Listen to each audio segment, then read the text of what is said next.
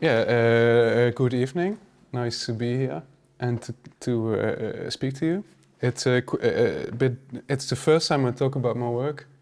First time I talk English in public, but I try to do my best. It's very funny, but I saw the presentation of Wessel, and we are opposite of each other. You are, but not really, but in a nice way. You are an artist using scenography and costume. I'm a scenographer and costume designer pretending to be an artist tonight. So that's a context. And I sort of thought I interview myself with stupid questions, and this is the first stupid question. How I got a call in the Fabriek in Eindhoven. I was working a lot with a lot of people, and it was very cold. And then a virus went through, got Koen, got Paul, me, and 2 others. And that's how it happened.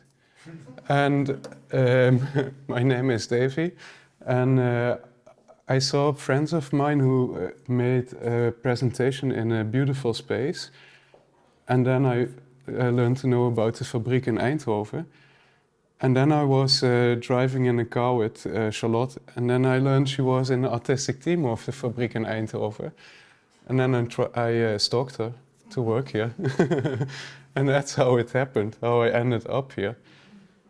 I'm a scenographer, so this is like a part of my set being built a few years ago. There's another thing which is different from me and Wessel. Wessel is very good in creating stuff. I'm not so good in creating stuff. So people build things for me. And that's also like a difference in context on the installation here.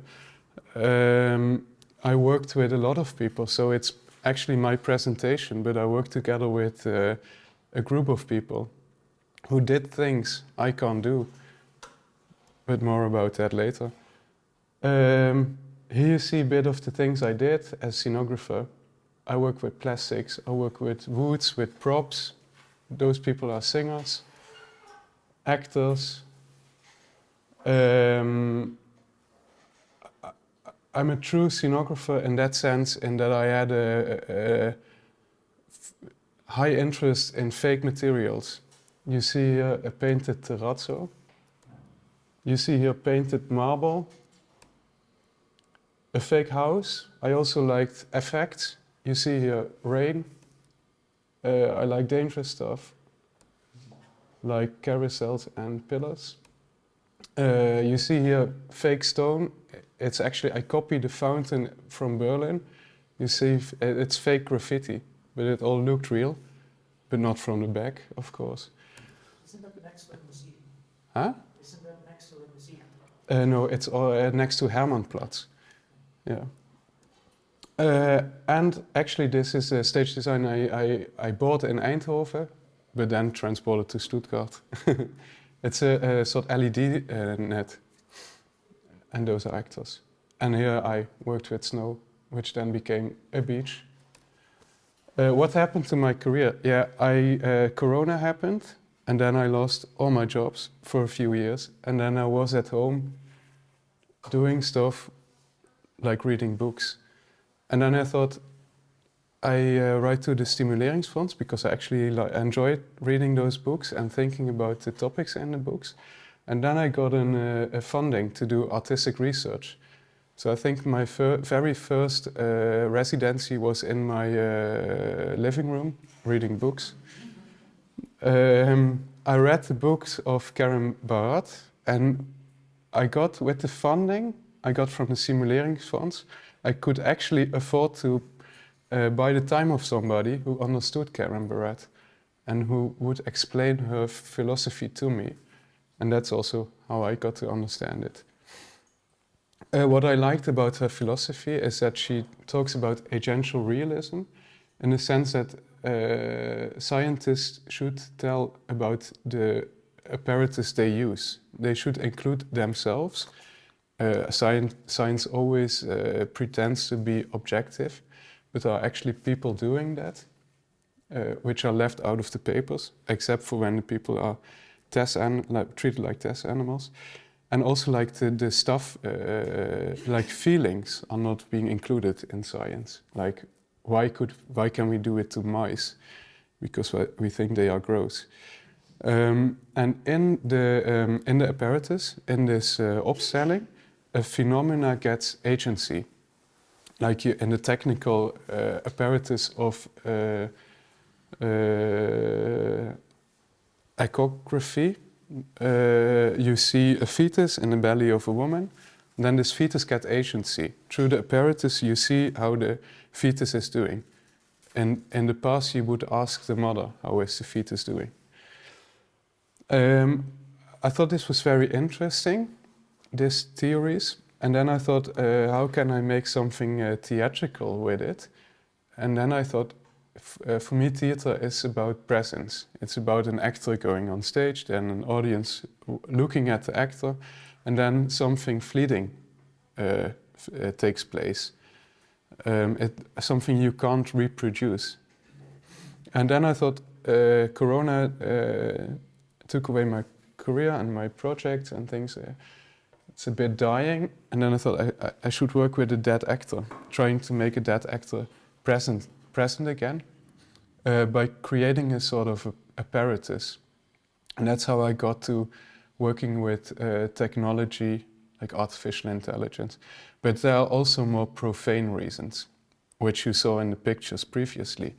I'm trained in a very classical sense in that I can draw very good technical drawings by hand. I'm trained by like teachers who were like in the 70s, 80s, 60s, very old. So they had very analog way of working, painting, technical plans, building models. And I wanted to integrate more like new technical possibilities in my work, but it wasn't really possible in like the theater context. So that was also a way of interesting. And then there was something else. In theater, you have it's a very feudal system, and that you have like it works like a pyramid. On top there is mostly the director, and then the pyramid fills in. Sometimes I'm at the second level, sometimes I'm at the bottom, sometimes even beneath the foundation. And then I thought, I really like directors, but sometimes I have the urge to make something myself, or to decide myself what is important to show. And that's how I came up with this project. No picture. What did Paul think your work was in the Fabriek? At the bar, there's Paul. Paul is like the person who takes care of the building and of the people living, working here. Paul said to me that I was always on the telephone. And my work is mainly talking to people. And I could agree with that. I work together with people by speaking with them. So that is what I also, but I talked about it already. I'm not really good in, maybe I am, but I never do it. Drawing, things like that. So I think my work is more about connecting with people and then making things by discussing and looking at what we have made and then say, oh, let's do it differently. Oh yeah, forgot something. My installation is about a dead actor. And the actor who is dead is Jeroen Willems, and he died 10 years ago. And at the opening, there was a woman in the installation who like 15 times asked me if I'm a fan of Jeroen Willems. And it was kind of intimidating, and I thought I didn't have an answer, but I kept thinking about it. Then I got the answer. I'm not a fan of Jeroen Willems. Actually, I've never really seen him playing, but I really like this idea of when a writer dies, that I get the idea, oh, now I have to read his books. Because then you see this nice documentaries and stuff, and you think, wow, that was a really important person who had a really nice artistic vision and a body of work. And now I should learn to know him. And I like this feeling, and there was also another reason. I know the niece of Jeroen Willems, and she's a really good and nice theater maker I wanted to work together with. And Nina Willems is, I'm working together with for this project. And I think those two things were like the reasons why I chose for Jeroen Willems. And it's also a more profane reason that to do something like this, you need to have a big archive. And since Jeroen Willems, I don't know if anybody here has ever heard of him, but he was very famous in his time, and there is a big archive of him. So that was very helpful to recreate him. Now we get to the project. These are photos from yesterday, and I'm probably going to tell a lot which is also in the handout, but I do it anyways.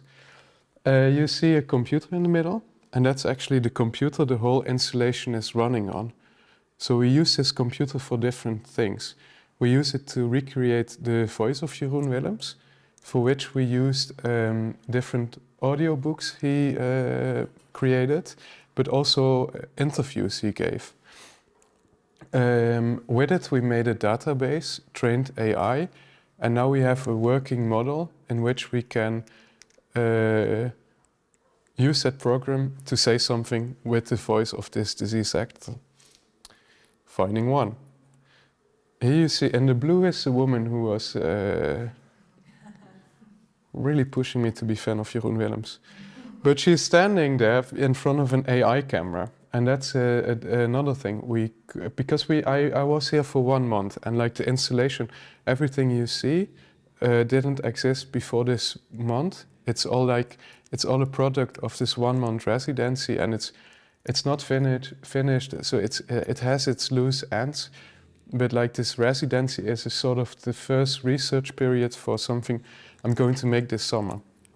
But since it's new for me to be in charge myself, like being on top of the pyramid, and it's also new for me to work with these technologies, I decided to cut things up and just start with the technology and with preparing my leadership skills. With the AI camera, the AI camera registrates the people in the room, tells which gender you are. It's a bit discriminating, sorry for that. Also, it can tell age.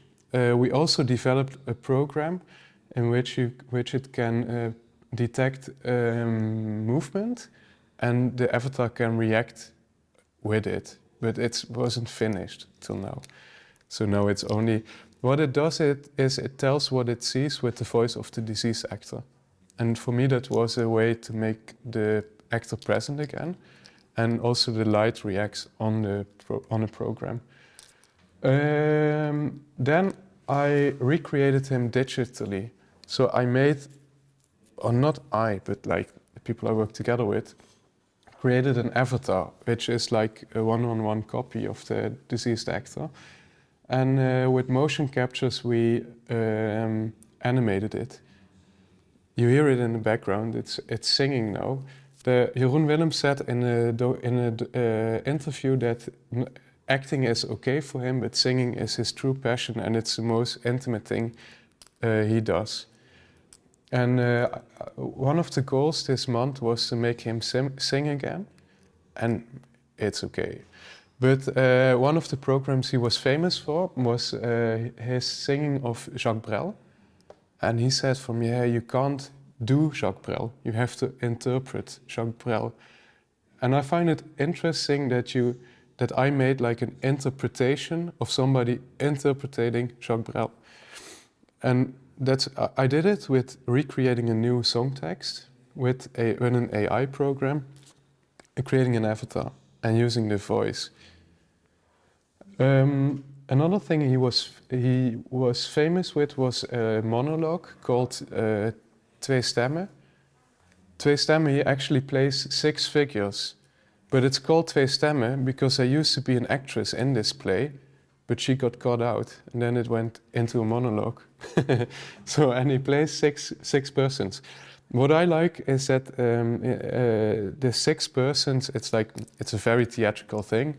They had a dinner on this table, then after the dinner he starts. So it starts with a theatrical setting. Then I thought I'm a stage designer, I can make this setting 4 times. Like not only reproducing him, but also copying his set a lot of times in exactly the same way. And for me, it's also an image which plays with absence and presence a bit. Yeah, maybe I'm filling in too much. I thought it was all right. Maybe you don't think so. This database I collected with this 400 400 answers. Actually, the questions you read there is something I had to find out to feed the AI. So only the answers are originally of Jeroen Willems. It's being printed like the whole time. So you see like the amount of answers he gave to journalists, something like that. With this thing, I did it to train an AI module. And now you can ask this AI model, trained on Jeroen Willems, everything you want. And he answers not really like Jeroen Willems, but it's like a combination of technology, the actor, and myself maybe a bit. So but I think in the end, when we come back to Karen Barat and her way of giving agency to something in a technological or scientific apparatus, my goal was to give Jeroen Willems agency, but that didn't happen. But I gave the archive agency. So the archive has that sounds esoteric. I gave the archive new ways of agency. And that's it. How do I continue after the Fabriek? In a few ways. I continue as a stage designer. So I'm going to work at theaters again, making stage design. But also like this experience a lot. So I'm planning to do more like own stuff. Therefore, I'm going to Tokyo next 3 months to do new artistic research. To also get, Charlotte asked me to talk about residencies. That's the next residency. And with the material I developed here, I'm going to make a theater thing next year. End of the presentation. Thank you.